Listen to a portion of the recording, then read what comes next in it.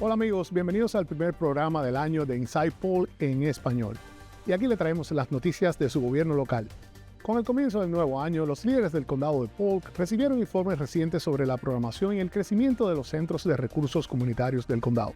El 2 de enero, durante la reunión de revisión de la agenda de la Junta de Comisionados del Condado, Derek Harp, superintendente de Recreación y Programas de la División de Parques y Recursos Naturales del Condado de Polk, resaltó los notables progresos en participación, programación y compromiso comunitario en los centros de recursos comunitarios del Condado de Polk. Actualmente, la División de Parques y Recursos Naturales del Condado de Polk gestiona 5 centros de recursos comunitarios en el Condado de Polk, incluyendo el Wabash Resort Center, Medulla Resort Centers en Lakeland, el Wilfred Smith Resort Centers en Winter Haven, el Johnny and Frida Brooks Eloise Center en Eloise y Mary Norma Campbell Resort Centers en Lake Wales. Durante el año pasado, los centros expandieron los horarios de atención al público, aumentaron su programación en casi un 40% y experimentaron un crecimiento significativo en la participación.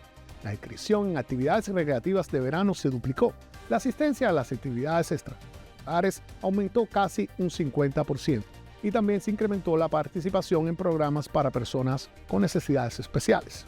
Durante la reunión, Harper también compartió los planes para este año, que incluyen el lanzamiento de programas para adolescentes, en aumento de las clases de arte, bienestar, programas adicionales para personas mayores y nuevas oportunidades de recreación de verano, junto a la expansión de asociaciones con agencias y organizaciones locales. Para la presentación completa, escanea el código QR en su pantalla. La Junta de Comisionados del Condado de Polk aprobó un acuerdo que apoya un importante proyecto de mejoras de carreteras en el norte del Condado de Polk. El 6 de enero, en la reunión de la Junta de Comisionados del Condado de Polk, los comisionados aprobaron un contrato de $7.67 millones con WSB LLC para proporcionar servicios de ingeniería e inspección para el proyecto de ampliación de la County Road 557. El proyecto ampliará el County Road 557 para convertirla en una carretera urbana de 4 carriles al norte de Lake Alfred, con una extensión de aproximadamente 6 millas desde West Alfred Street hasta justo el sur del cruce con la I-4. Se espera que la construcción comience en abril del 2026 y culmine para el año 2029.